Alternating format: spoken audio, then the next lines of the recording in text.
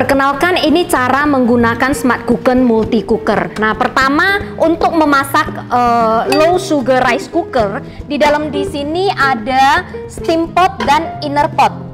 Ya, cara memasaknya, beras yang sudah dicuci tinggal masukin ke dalam. Nah, kemudian kita taruh tumpukan ke dalam inner potnya, kemudian kita isi airnya sama rata dengan beras. Nah, kemudian setelah diisi sama rata airnya, nah kita masukkan ke dalam panci di sini. Nah, tutupnya untuk menutup multi cooker ini, kita perhatikan dulu. Ini ada tanda buka dan tanda tutup. Nah, kita harus sama persis pas dengan di bagian align sini. Ya, untuk tanda bukanya kita samakan di bagian align. Kemudian untuk mengunci kita tinggal puter, ini sudah ngunci. Nah, kemudian ini ada lagi.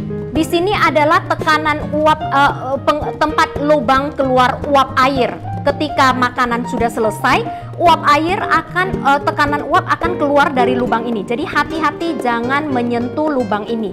Nah, untuk awal penggunaan kita harus perhatikan dulu katup ini di arah ceiling.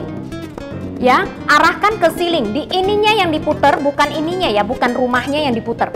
Katupnya diputer, kemudian setelah masak selesai, kita misalkan paling bagus kita tunggu beberapa saat, lebih kurang minimal 15 menit sampai setengah jam kita baru buka. Tapi misalkan kalau buru-buru, kita pengen buru-buru, katup ini bisa kita arahkan ke arah venting sini. Ya, untuk merilis, untuk mengeluarkan tekanan uap yang ada di dalam masakan. Nah, untuk lebih amannya, jika kita nggak berani pakai tangan, saya sarankan pakai alat bantu seperti sendok, garpu untuk menggeser katup ini ke kiri atau ke sebelah venting ini, karena takutnya panas ya, atau ada semburan uap-uap seperti itu. Untuk memasak low sugar, kita tinggal pilih menu low sugar. Ini menu low sugar, ada fungsi lessnya, ada normal, ada more, kemudian ada less. Nah, perbedaannya hanya waktunya saja. Ya, waktunya saja, tapi kalau kita bingung, cukup kita pencet di normal aja udah oke. Nah, misalkan kita udah pencet normal, mau kembali lagi ke less, kita tinggal pencet cancel.